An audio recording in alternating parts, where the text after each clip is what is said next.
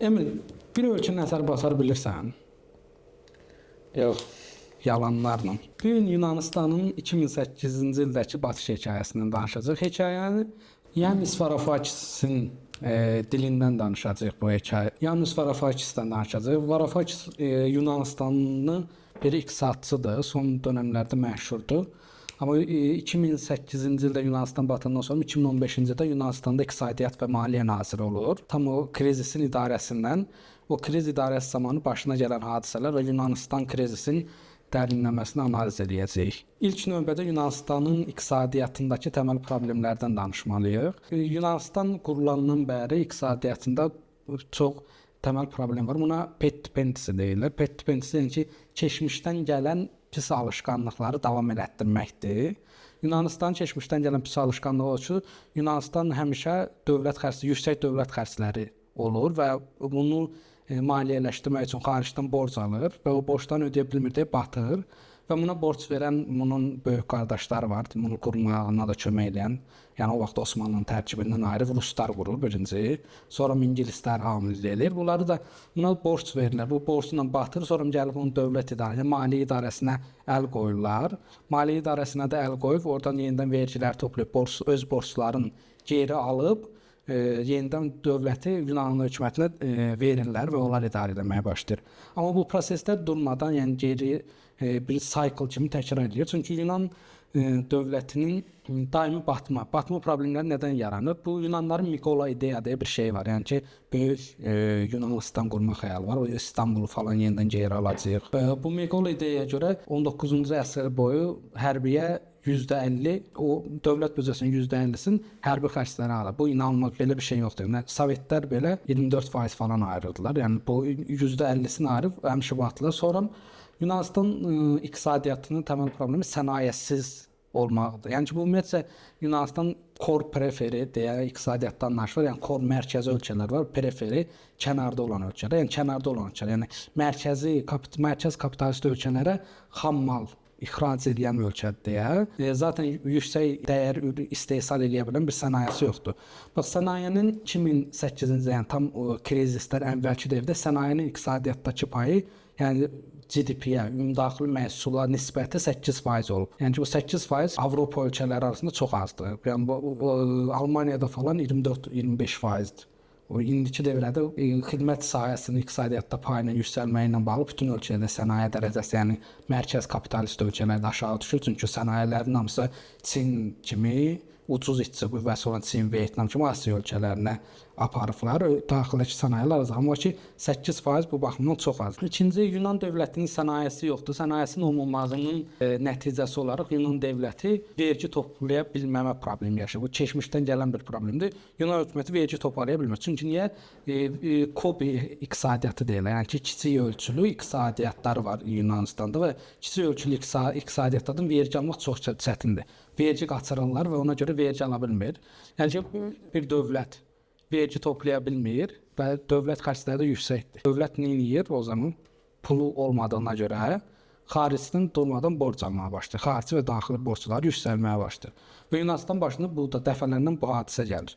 Yunanistan sənayesi deyəndə nə bilirik? Bir turizm sektoru var. Yunanistanın pul qazandıra bilən. Bunlar gəmiçilik sahəsində yaxşıdır. Gəmiçilik var. Bir də bir-iki dənə farmasi kompaniyalar var, dərman şirkətləri var. Bundan başqa Yunanistan sənayesində bir şey yoxdur. Buna görə mənfi verir. Plus da ki, Yunanistan xarici, yəni ki, saldo deyə bir şey var. Saldo bir dövlətin ixracı ilə idxalı arasındakı fərqə deyilir. Yunanistan daimi mənfi saldoda olur. Yəni 2008-ci ildə krizis başlamazdan əvvəl Yunanistanın ümumdaxili məhsula nisbətdə saldosu mənfi 14.6-dır. Yəni ki, bu belə normal ölkədə 4-5 olanda ölkədə krizis çıxır. Yəni 14.6, yəni ümumdaxili məhsulun 14.6-sı qədər xarici ticarətdə mənfiyə düşür Yunanistan. Sonra Yunanistan dövlət borcunun GDP-dəki payı, dövlət borcunun ümumdaxili məhsuldakı payı 47.61-dir. Yəni ki, bu 47.61 qədər dövlət borcundan keçib. Sonra dövlət büdcəsində dövlətin bu 2008-ci ildə krizisdən əvvəlki göstəricidir. 2008-ci ildə krizisdən əvvəlki göstəricidə Yunanistan dövlətinin ümumdaxili məhsula olan borcu %110. Yəni ki, ümumdaxili məhsuldan 10% daha çox dövlət borcludur. Bu Yunanistanın iqtisadiyyatında olan təməl problemdir. Yəni ki, Yunanistan daxilindən qaynaqlanan problemlər. Bir də ki, Yunanistanın xaricdən qaynaqlanan problemlər var. Bu da nədir? Varoufakis burada, Yanis Varoufakis iqtisadçı buna danışır. Euro ilə bağlı problem var. Bilirsiniz ki, Euro 1999-cu ildə qurulur. Yunanistan ilk girən ölkə deyil. Yunanistan 2001-ci ildə, yəni ikinci partiyaya girən ölkələrdəndir.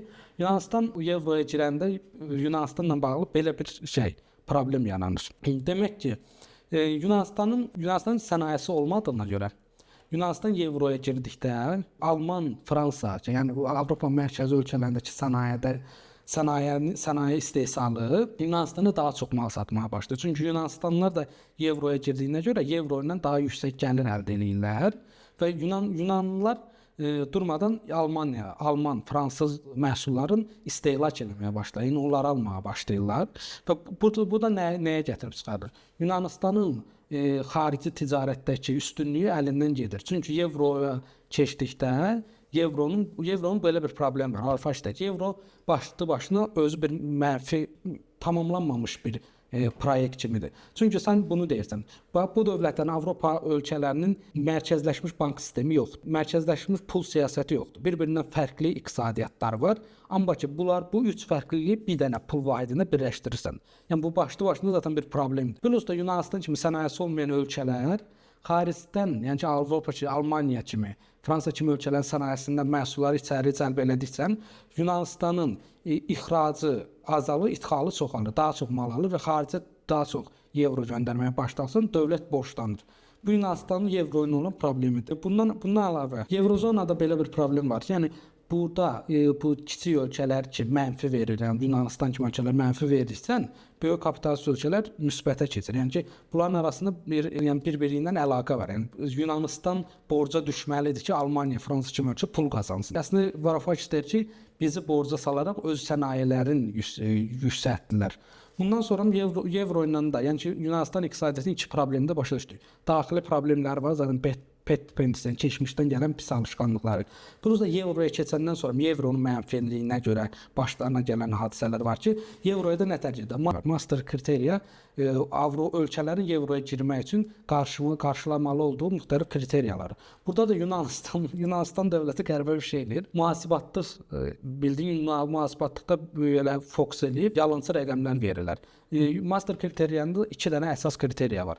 Birincisi, dövlətin borcluluq faizi ümumdaxili məhsulun 60% qədər olmalıdır. İkincisi, dövlət borcundakı defisit 3% qədər olmalıdır.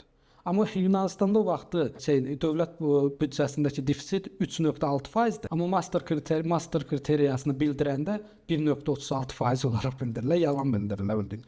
Plus-dakı dövlət borcluluğu %96%-dir. 96%-dir GDP-yə, dövlət borcunun GDP-yə nisbəti. Orada da 60%-in də üstünə keçirlər. Bu şərtlər indi qalmayıb, amma 2001-ci ildə o şərtlər var idi və onun yalan deyərək Euroya girdilər. Yəni ki, bu Avronun Varoufakis anlatdığı başqa bir Avro ilə bağlı bir hekayə. Yəni Avronun belə bir problemi var. Yəni bir pul vahidi olan bu yalnız ölkələrə məxsus bir şeydir. Burada Amerikanın örnək verir. Amerikada bildiyimiz kimi əyalətlər özü fərqli dövlətlərdir. Amerika dövlətinin içində də əyalətlər bir əyalət büdcəsində mənfi verir, bir əyalət müsbət verir. Məsələn, deyək ki, Kaliforniya əyaləti, yəni orada yüksək texnologiyalı şirkətlər falan vardır, daha yüksək gəlir əldə edir. Amma deyək ki, Ohio'da onların çox sənayesi yoxdur deyə, orada daha az gəlir əldə edirlər. Amma ki, bunların başında bir federal hökumət var deyə, bunlar ölkələr arasındakı vergilər toplayır. Kaliforniyadan da vergi alır, Ohio'dan da alır. Əslində Kaliforniyadan aldığı vergi ilə Ohio'dakı mənfiliyi əvəz eləyir. Amma ki, əsl bu normal bir pul vahidi olan birlikdir. Amma Avropa Birliyində bu mexanizmi yoxdur. Buna recycling mexanizm deyirlər. Recycling, yəni geri döndürmə mexanizması deyirlər ki, o pul geri dönür. Amma Avropa Birliyindən nələr olur? Bir Yunanistanda Volkswagen alır, Mercedes alır, Porsche alır. Yunanistandakı pullar gedir Frankfurtda, Parisdəki banklarda yığılır. O Yunanistana necə geri dönür? Ancaq borc olaraq. Yəni ki, ya Almaniya bankları, fransız banklar Yunan banklarına borc pul verir, ya da ki bu banklar Yunanistanı çıxartıb borc istiqrazları, yəni dövlət istiqrazlarını alaraq Yunanistan borc verir. Yəni ki, əslində bir pul vaidi olan ölkələrdə recycling mexanizmi olması lazımdır ki, bu Avropa Birliyində yoxdur. Bunlar bunu borcla bəsləyirlər və bu həmin borc da Yunanistanın batırmasına gətirir. Amma məsələn Yunanistan öz pul vaidi olsaydı nə baş verərdi? Yunanistan avrodan əvvəl drahmi deyə bir pul vaidi var idi. Əgər Yunanistanın öz pul vaidi olsaydı, Yunanistan mənfi saldoya düşəndə nə edərdi? Yunanistan mənfi saldoya düşəndə öz pulunu devalvasiya eləyərdi. Yəni ki, avro qarşısında, dollar qarşısında öz pulunu dəyərsizləşdirərdi. Yəni öz xalqını kasıblaşdırardı və öz xalqı Volkswagen, Bosch, deyək ki, Mercedes, yəni Fransanın yüksək sənaye məhsullarını almazdı. Yəni öz daxilində öz borcunu nizamlaya bilərdi. Amma avroya girəndə sənin əlin qolun bağlanır. Avroya girəndə sən onu nə devalvasiya eləyə bilmirsən, nə dəyərini azalda bilmirsən, nə xalqını kasıblaşdıra bilmirsən. O borcun heç cür o borcu qarşılaya bilmirsən. Burada Avroya girməkdə Yunanistanda başqa bir problem də bu formada yarandı ki, Avroya girdikdən sonra bu dövlətlərin borcu, banklar, yəni özəl qurumlar, banklar, başqa dövlətlər borc verəndə hər bir dövlətin risk dərəcəsi var. O risk dərəcəsinə görə sağ verdilər borcun faizini yendirib qalxızırlar. Yunanistan avroya girdikdən sonra Yunanistanın dövlət borcunun riski Almaniyanın eyni qiymətləndirir. Bu yəni bu absurd bir şeydir. Yəni bunu borc verənlər bunu düşünür. Yəni Almaniya iqtisadiyyatının güvənirliyi ilə, Almaniya iqtisadiyyatının dözümlülüyü ilə Yunanistan iqtisadiyyatını eyni ölçürlər. Bu da nədən irəli gəlir? Zaten onlar da bilirdilər ki, Yunanistan Avrozonaya girdikdən sonra Yunanistanın batmağına icazə verməzlər. Biz Yunanistanın bu borcu verək, bu borcu geri Yunanistandan ala bilməsə belə Avropa Birliyindən geri alaraq. Çünki Avropa Birliyi avroya daxil olmuş bir ölkənin batmağına icazə verməz. Ona görə Yunanistanın daha ucuz borc verdilər. Daha ucuz, yəni faizi daha az olan borclar verdilər. Bəs indi burada buna baxaq. Yunanistana verilən dövlət borcları ilə nə etdi? Yunanistan ucuz borclanma ilə iqtisadiyyatını böyütdü. Amma necə böyütdü? Yunanistan iqtisadiyyatının 2001 ilə 2008 arasındakı ortalama böyüməsi 4%-dir. Bu Avropa Birliyində həmin dövrdə 1.5-2% arası olub ki, Avropa Birliyi 2 qat daha çox böyüyür. Amma necə böyüyür? Dövlətin yəni ki, bu ucuz borclanmanı Yunanistan sənayeləşməyinə xərcləmədi. Nəyə xərclədi? Əmlak sektoruna. Yəni əmlak sektorunun Yunanistan ümumdaxili məhsulundakı 6%-lik payı 12%-ə çıxır, 2 qatına çıxır. Plus da burada başqa nə baş verdi? Yunanistan sənayesi inkişaf etmədi, amma Yunanistan dövləti daha çox xərcləmə eləyirdi deyə Yunanistan aldığı borclar Yunanistanın sosial xərclərinə getdi. Demək, burada kriter oxuyuram rəqəmləri. Yunanistanın dövlət işçilərinin maaşı 2001-2008 arası 3.2% yüksəlib ki, Avropa ortalaması 1.25. Sonra Yunanistanda dövlət sektorunda işə girənlərin sayı 1.9% hər il yüksəlib. Avropa ortalaması 0.3. Yunanistanın adam başına düşən ümumdaxili məhsulu 12.150 evrodan 31.000 evroya yüksəlib. 2000 evroya girdikdən sonra. Yəni ki, Yunanistan aldığı pulu iki yerə xərclədi. Bir, xalqa sosial olaraq hamısını verir, yəni sənayeləşməyə vermir ki, əmlak sektorunu böyütməyə başlayıb. Və Yunanistan bu formada, bu iqtisadi durumlar 2008-də gəlir. 2008-ci bildiyimiz böyük mortgage crisis olur.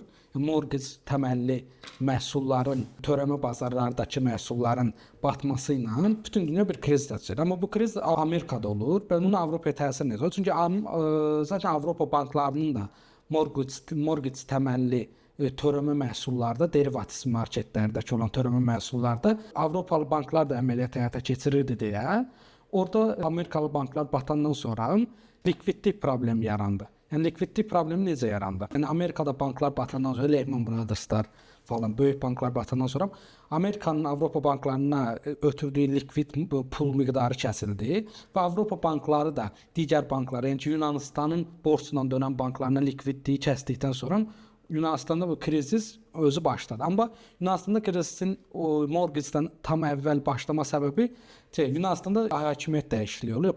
PASOK Yunanistanda tam krizisdən əvvəl PASOK iqtidara gəlir. PASOK hökumət dəyişir, PASOK iqtidara gəlir. PASOK iqtidara gələn kimi iki dənə şey açıqlayır. Yunanistan tam krizisdə salan biliyordu. Yunanistan, Kırgızistan bu həmin bir akçı dediyim Yunanistan ondan əvvəlki hökuməti şey deyir ki, bizim dövlət büdcəsindəki defisit 6.7%'dir 2008 üçün. Amma PASOK iqtisada gəlir deyir ki 6.7% yox 12.7%. Sonra PASOK deyir ki bizdə səhv hesablamışıq. Sən demə 15%. 15% imiş. Plus da Yunanistanın dövlət borcunun Yunanistan ümumdaxili məhsulunun %129'dur. %129 açıqlardan bu yalan informasiya olduğu bütün bazarlarda yayılandan sonra bütün reyting dəyərləndirmələri Yunanistan iqtisadiyyatına mənfi reyting verir. Mənfi reyting verən kimi zaten krizisə görə likvidliyi azalan bankları hamı borc verməyi bir anda dayandırır. Yunanistan borc sudden stop deyirlər buna. Ani borc alma sisteminin çökməyi. Yunanistan heç adam borc tapa bilməyəndə Avropa Birliyinə gedirlər, biz borcumuzu ödəyə bilməyəcək, bizi xilas edir. Avropa Birliyi də neyinir? Avropa Birliyi bu hadise mortgage krizisi oldu 2010-cu ildə. Avropa Birliyi Troika qurur. Troika nədir? IMF, International Money Fund, yəni beynəlxalq pul fondu, Avropa Komissiyası və Avropa Birliyi üçü birləşir. Troika deyirlər bunlar. Troika Yunanistana borc verir. Yunanistana verdilər toplam borcun miqdarı 300 milyard evrodur. 300 milyard evro Yunanistan toplam borcu verir. Birinci paket 3 paket alındı belə. Birinci paket 110 milyard evro birinci paket verirlər Yunanistana. Amma söhbət bundan gedir. Bunların şərtləri nədir? Yunanistandan istədiyi şərtlər nədir? Təməl bunlarda International Money Fondunun təməl bedən qaydası var. Bunlar liberal iqtisadiyyata inanmış, yəni zaten 2-ci Dünya müharibəsindən sonra liberal iqtisadiyyatın təmsilçisi olan ölkələr bu qurumları qurur.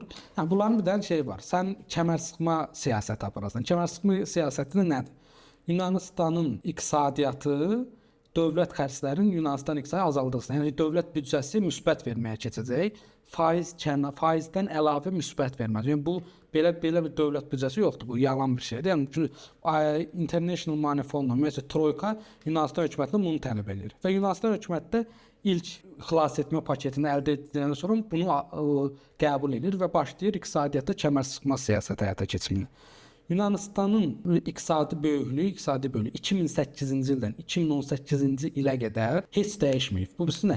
İtirilmiş bir 18 il var. 18-ci ildə 18 il ərzində iqtisadiyyat heç böyüməyib. Birinci 25% GDP var.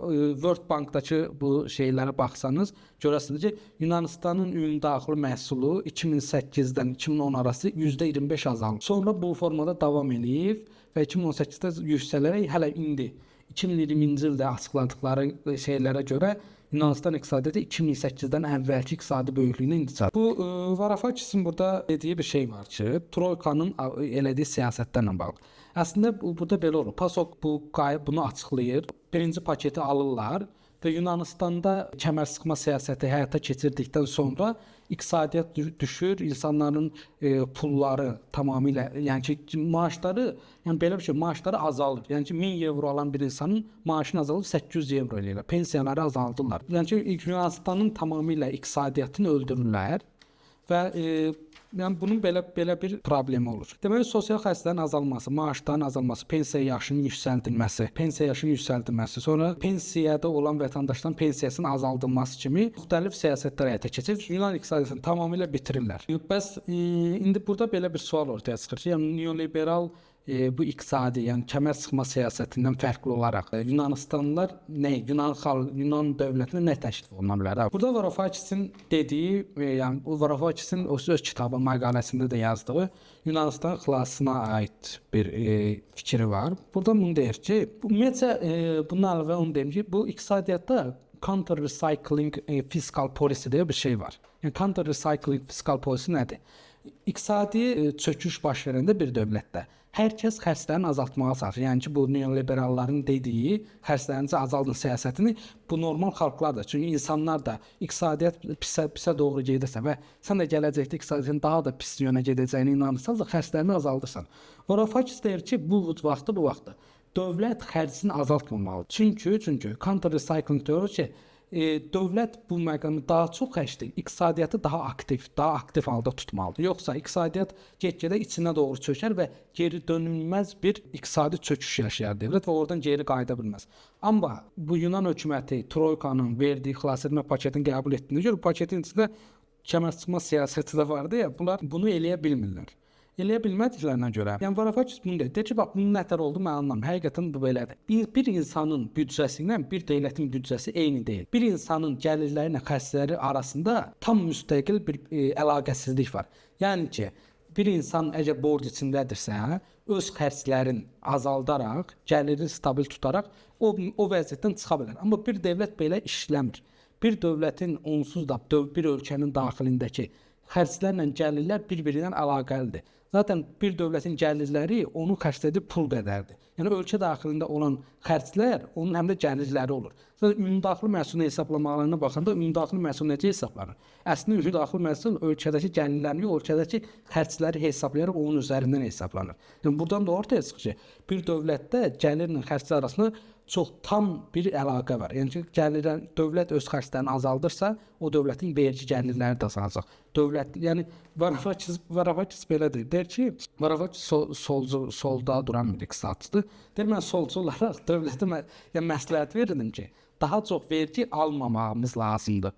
Çünki bu qədər vergi alsaq, buraya da vergi alsaq, iqtisadiyyatı tamamilə çökdürəcək və verginin aktiv vergi miqdarı deyə bir şey var. Yəni bir nöqtədən sonra vergini artırmaq vergi gəlirlərinizi azaldar. Çünki bəzi firmalar o vergini ödəyə bilmədiyinə görə öz firmalarını bağlayar.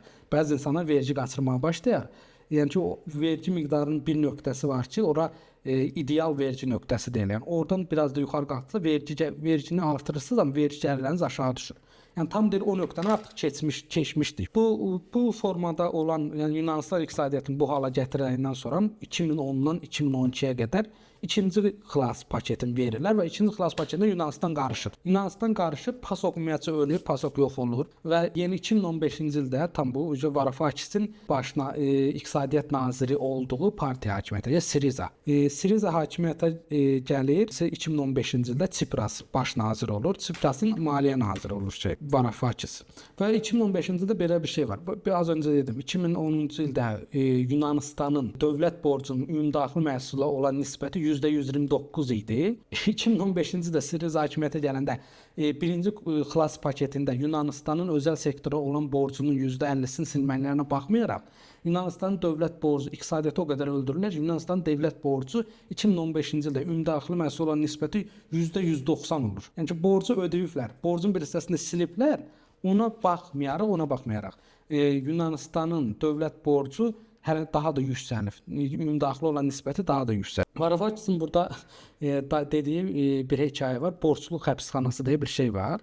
Borcluq həbsxanası budur ki, yəni borcu olan insanlar Avropada bir dövrdə borcu olan insanları həbsxanaya atıb deyilmiş, borcunuzu ödəyin. Yəni adam həbsxanadadır. Onu deyir. Deyir ki, Yunan iqtisadiyyatını həbsxanaya atıb, Troyka Yunan iqtisadiyyatını həbsxanaya atıb. Yunan iqtisadiyyatından Yunanistanın borcunu ödəməyini gözləyir. Yəni bu absurddur. Siriza hakimiyyətə gəlir və Varoufakis 3-cü xilas paketi ilə bağlı danışıqlar aparır. O vaxtı International Money Fond'un prezidenti Lagarde'dır. Lagarde'la danışıqlar aparır. Lagarde da deyir ki, bu Yunanistanın deyir ki, Varoufakis deyir Yunanistan batıb və Yunanistan batmanı qəbul etmək istəmirlər. Avropa Birliyi Yunanistan batmanı qəbul etmək istəmir. Əslində bu verdiyi xilas paketlər Yunanistan iqtisadiyyatın üzdürmək üçündür. Yəni batdığını qəbul eləmir. Varoufakis deyir ki, kapitalist rejimdə də şirkətlər batır. Və biz də bir kapitalist rejimin içində olan dövlət olaraq biz batmışıq. Bizim batdığımızı qəbul edin. Yəni əslində nə deməkdir? Bir şirkət batanda nə olur? İflas elan elə, borclarını ödəmir. Yəni deyir ki, bizim borclarımızı silin. Və bu borclarımızı silin. Bizim də üzərimizdəki bu kəmər sıxma siyasətini götürün. Biz iqtisadiyyatı canlandıraq ki, geri qalan borclarımızı ödəyə bilin. Yəni ki, Varoufakis əslində bunu deyir ki, Avropa Birliyi bu borcları bizi xilas etmək, Yunanistanı xilas etmək üçün vermədi. Burada Lagarde danışır. Lagarde deyir ki, yəni bu bizə dayatdığımız bu kəmər sıxma siyasəti iflas elədi. Zaten olmaz da belə bir şey ola bilməz. Yəni belə bir iqtisadi siyasət ola bilməz. Bundan geri dönməliyik. Lagarde deyir ki, haqlısan, Yanis deyir. Amma biz buna siyasi sərmayə qoyduq. Yəni necə siyasi sərmayə qoyduq? O vaxtı Avropa Birliyi daxilində onu deyir. Biz də Yunanistanı xilas edirik. Avropa Birliyi də yəni ki, bunu siyasi yükün altına giriblər, Almaniya, Fransa, ki biz Yunanistanı xilas edəcəyik. Və insanlara da belə anlayır. Yəni ki, siyasətçi öz xalqına belə danışır, biz Yunanistanı xilas etməliyik. Amma Varoufakis deyir, zaten Yunanistanı xilas etmədilər. Əslində Almaniya ilə Fransa, yəni o Yunanistanın borc verən banklar zaten Almaniya və Fransa bankları idi. Əslində deyir, öz banklarını xilas elədilər.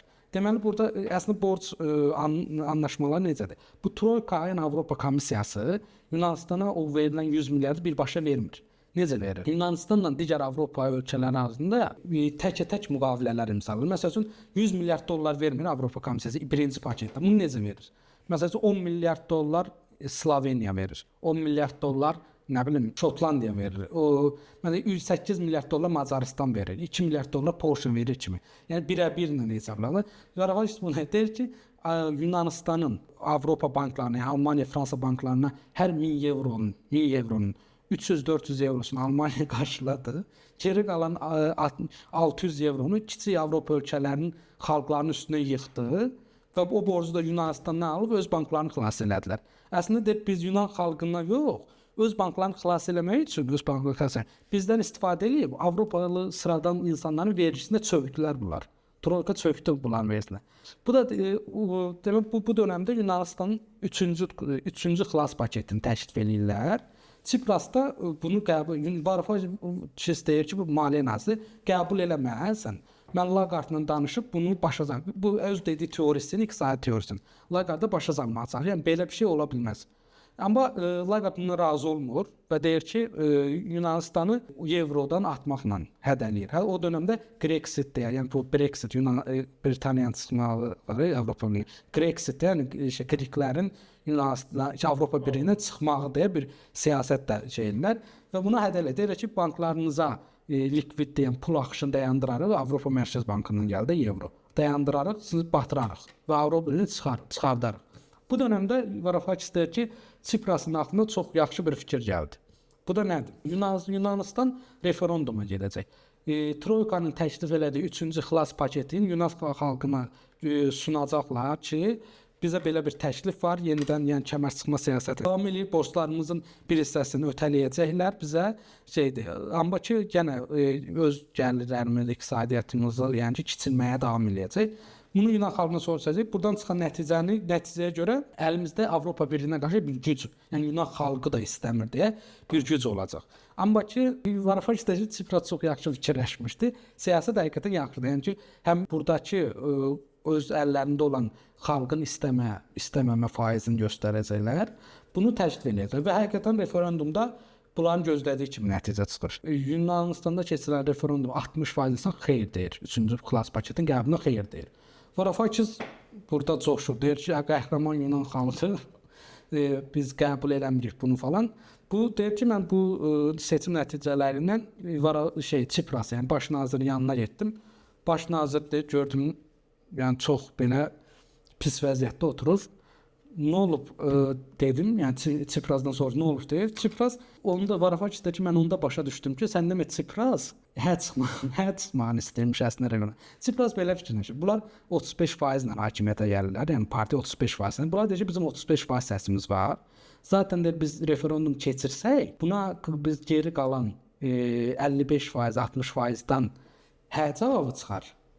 Biz yəni ki, bunun yükü müxalifətin üstünə yıxarıq ki, siz hə dediniz. Həm də bu qurtarma paketlərin davam elətdirərik. Varoufakis bunu bilmir. Sənin Varoufakisi də satıbmış Çipras. Varoufakis sonradan öyrəndi ki, Çipras Lagarda deyib ki, Avropa Komissiyasının prezidentinə Lagarda deyib ki, siz Varoufakisin dediklərini yəni ki, yubadın. Mən bu məsələni həll eləyəcəm. Yəni ki, Varoufakis də aldadı, Varoufakis də satır Çipras və bu formada Yunanistan o referenduma gedəndə qarışır. Həqiqətən Avropa Birliyi Yunanistana pul axışını kəsir. Yunan bankları özünü bağlayır. Yalnız gündə 50 ya da 60 euro qədər pul çəkmək şansı verir. Bu formada gedirlər referenduma. Referendum yox çıxır. Yox çıxmağına baxmayaraq bu da Varoufakis də istefa edir. Tsipras 3-cü xilas paketini 2015-ci ildə qəbul etməyə məcburidir. Daha ağır şərtlərlə qəbul eləyir və Yunanistanın 2060-cı ilə qədər bu borcları ödəmək məcburiyyətində qalır və hələ də Yunan iqtisadiyyatı kiçilməyə doğru davam eləyəcək. Varoufakis əslində nətərdir? Yəni deyir ki, bizim borclarımızı tamamilə silməlisiniz ki, biz bununla davam eləyə bilərik. Çünki deyir ki, zaten o anlattım ki, onların günahıdır bizim şeyin. Yəni onlar da zaten, amma Avropa Birliyindəkilər də öz banklarındakı bəzi borcları özəl bankları olan borclar sildirirlər 50%. Çünki onlara da deyirlər ki, siz bu ölkəyə bu qədər borc verirsiniz. Yunanistan iqtisadiyyatını bilirsiniz. Siz qəsdən borc verirsiniz, biz sizi xilas eləyərik. Ya siz bir risk almısınız, o riskin də qarşılığını görməlisiniz. Ona görə də bir hissəsini həqiqətən silirlər. Amma yəni Varoufakis deyir ki, pulu biz xərcləmişik, siz silin. Avropa Birliyi də deyir ki, hamıya biz belə eləsək Avropa daxilində. Onsuz da Portuqaliya kimi, İspaniya kimi, İtaliya kimi ölkələrin də borcluluq səviyyəsi çox yüksəkdir. Sabah onlar da deyər ki, biz də ödəmirik. Biz içindəsin. Yəni bu Yunanistanın bu mənfi davranışı Avropa Birliyi içində də yayıla bilər deyə bunu etməyə məcburdular. Yəni bu Yunanistandan bu borcu geri almağa məcburdular. Amma zaten Varoufakis də deyir ki, biz bu borcu ödəyərik, amma bizim üstümüzdə olan bu kəmər sıxma siyasətini geri götürün ki, bizim iqtisadiyyatı canlandırıb bunu sizə geri ödəyə bilək. Yəni mən Yunanistandakı bəzi şeylərə baxdım, statistikalara baxdım. Həqiqətən Yunanistanda 10 ildir. Maaşlar, pensiyalar heç yüksəlmir. 10 ildir. Xəstəxanaların, dövlət xəstəxananın fəaliyyəti bərbaddır. Heç bir sosial məktəb bağça, heç birinə dövlət pul ayırmır. Yunanistanın təməl iqtisadi fəaliyyəti, dövlətin apara biləcəyi təməl iqtisadi fəaliyyəti, yol, məktəb, xəstəxana, təhsil və bunların hamısı çökmə həddinə çatıb. Ortalama maaş 1200 evrodur. Yəni bu çox Avropa Birliyinin bir ölkəsinə görə çox azdır. Ki kommunal dövlətin verdiyi heç bir kommunal xidmət demək olar ki, işləmir.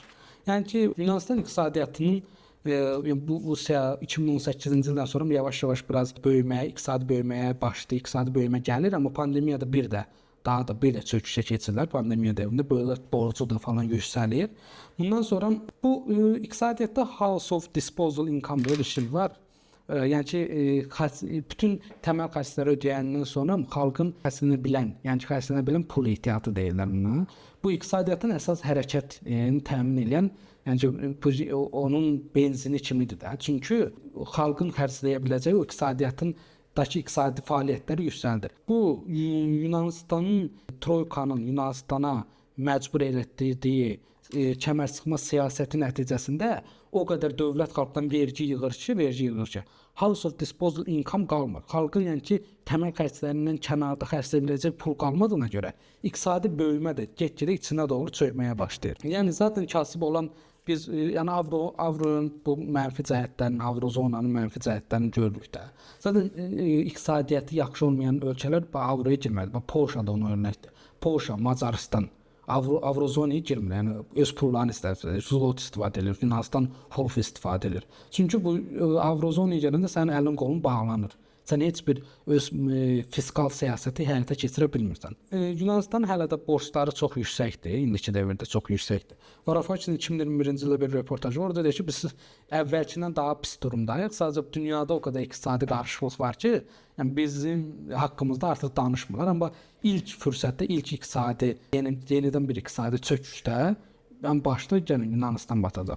Bir də bu Yunanistandakı mərkəz kapitalist ölkələrin Yunanistan çökməyi ilə bağlı Varoufakis'in özünün də yaxından şahid olduğu bir hekayəni danışıb.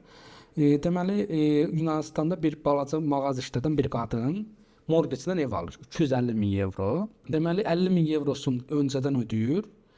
Qalan 200 min evronu kreditlə ödəməyə başlayır və 100 min eurosunu ödəyəndə 2010-cu ilə qədər 100 min eurosunu ödəyir. 100 min eurosunu ödəyəndən sonra bu Yunanistanın iqtisadi batışı ilə bağlı kəmər sıxma siyasətləri falan bunun mağazası batır. Bunun mağazası batandan sonra bunun borcunu ödəyə bilmir. Üstünə faiz gəlir. Yenidən qadının borcu 250 min evroya yüksəlir. Və bu banklar o dövrdə borcları paket edib satırlar. Çünki geri ala bilməyəcəyi indi ölü borcları bu şeydir, leşləyən şirkətlər var. Yəni ki, gəlirlər o borcları çox ucuz alırlar. Bunu gedib o insanları evindən çıxardaraq geri təhsil edirlər. Bu şirkətdən birinə satır, Avropalı bir şirkətin birinə satır 15 min evroya. Yəni ki, qadının 250 min evroluk borcu 15 min evroya satır. Qadın bunu ödəyə bilmir və 250 min evrolu evindən qadını çıxardılar. O kreditin yəni demək olar ki, 75% ödəməyinə baxmayaraq. Çıxardılar, evi də 100 min euroya satıb, 15 min euroya aldığı 100 min euroya satırlar. Yunanistanda tam 1 milyon dənə daşınmaz əmlak varmış bu formada. Ona görə Varoufakis deyir ki, Yunanistanın batmağı mərkəz kapitalist Avropa ölkələri, yəni kapitalist Avropa ölkələri üçün çox möhtəşəm bir şey olub. Bütün Yunanistana çökdülər. Bu ölkələr gəldi Yunanistana çökdülər. Yunanistan xalqının bütün sərvətini, neçə illərdir qazanıb əldə etdiyi sərvətlərin əlindən aldılar. Bu gün də Yunanistan iqtisadiyyatı demək olar ki, iqtisadi böyümələr biraz artıq, dediyim kimi, indiki 2008-dən əvvəlki vəziyyətə qayıtsın, amma Yunanistanı çölləşdirdilər. Bu gün Yunan gənci Yunanistana yenidən gəlir. Ya Yunanistandakı bir turizm sektorunda işləməlidir, ya da ki, başqa Avropa ölkələrine köç eləməlidir ki, bu da Yunanistanda beyin köçünə səbəb olur. Yəni, Yunanistan gənci, oxumuş Yunanistan gənci Yunanistanda yaşaya bilir və Yunanistandan köçür. Yəni bu Varoufakisin Varoufakis çox yəni ki, parlaq insandır, iqtisadi fikirləri. Bunu dediyim kimi bir kitab bu kitabdan da danışacağıq. Texnofeodalizm deyə bir kitab var. Yeni feodal, yəni yeni texnologiya şirkətlərinin bu yeni dünyamızda feodalları olduğuna dair. Yəni bunun Yunanistan batış hekayəsinin də içərisində olan Yunanistan xilas etməyə çalışan bir adam olub. Varoufakisin dilindən Yunan iqtisadi batışını danışdıq. Həqiqətən burada Avrozonaya girmək çox ölkələrin xəyalı olub. Bizi kimi ölkələrin və kiçik ölkələrin də. Çünki insanlar özlərinin varlığı hiss edirlər, yəni avro ilə qazanır falan. Amma yaxşı olan şeylərin, nəticələrin həmsə yaxşı olmadığını Yunanistan üzərindən görürük. Elə bu da Yunan iqtisadiyyatının batış hekayəsidir. Çox sağ ol. Varoufakis anladığımız qədərilə Brexit eləyərək, yəni Avrozondan çıxmaq tərəfdarı idi. Ya o insandan bir şeydir. Yəni Avropa Birliyinə, Avropa Birliyinə çox yaxşı baxan deyil, yəni müstəqil siyasət. Bəs Yunanistan Brexit olaraq Avropa zonadan çıxsaydı, səncə nəticələr daha pis olardı? O dönəm üçün o təhdidləri nəzərə almasa. Ya o dönəm üçün çünki Avropa Birliyindən çıxsan avro özünə yeni bir currency, yəni yeni bir pul vahidi yaradıb yenidən bunu çap eləməsi onu. Yəni iqtisadiyyatın yaxşı olsa bunu eləyə bilərsən ki, bunu eləyən ölkələr olur yəni. Amma ki, yəni Britaniyanı da görürük, Avropa Birliyindən çıxandan sonra iqtisadi böyümələr çox düşdü. Yəni Avropanın kənarında olan ölkələr üçün Avropa Birliyindən çıxmaq yaxşı bir şey deyil. Amma ki, Varoufakisin orada haqlı olduğu şey var ki, yəni həqiqətən bu gün məsəl üçün o dönəm üçün biraz liberalizmin daha dünyada qəbul olunduğu dönəmlərdə 2008-ci illər falan. Amma ki bu gün həqiqətən heç bir dövlət o troykanın ona yəni zorla elətdirdiyi kəmərçılma siyasətlərinin işə yaramadığını hamı görür. Yəni o elə bir metod yoxdur. Yəni bu borcluq həbsxanası dediyim şey, yəni çox ona Varoufakisin dediyi örnək ona çox yaxşı. Yəni sən əlin qolun bağlayıb insanı, sən borcunu ödə deyə bilməzsən. Yəni iqtisadiyyat belə işləyən bir şey deyil. O vaxt neoliberalların belə o fikirlərə çox inandığı bir şeylərdir. Buna niyə inanırlar onu da bilmirəm. Yəni belə bir şey, belə iqtisadi teoriya da yoxdur yəni. Ona görə o dönəm üçün zaten Varoufakis də çıxaq demir. Prosta onlar sizi çıxardaq deyə təhdid edir. Varoufakis sadəcə deyir ki, biz batmışıq, bizim batmamızı qəbul eləyin, bizim borcumuzu silin. Çünki zaten siz bunu öz banklarınızı xilas etmək üçün sıradan Avropanın üstünə yıxdınız. Silin bu borclarınızı, bizim də iqtisadiyyatımızı azad buraxın, bizim iqtisadi böyümələrimizdən yenidən o borcun qalan hissəsini geri qaytaraq da. Yəni sadəcə bunu deyir. Sağ olun. Sağ olun. Əgər videonun axırına qədər kim gəldinizsə, videonu bəyənək. Yunanistan iqtisadiyyatı haqqında da əgər kommentiniz varsa, komment hissəsinə yaza bilərsiniz. Gələn videoda SSR-nin batış hekayəsini incələyəcəyik.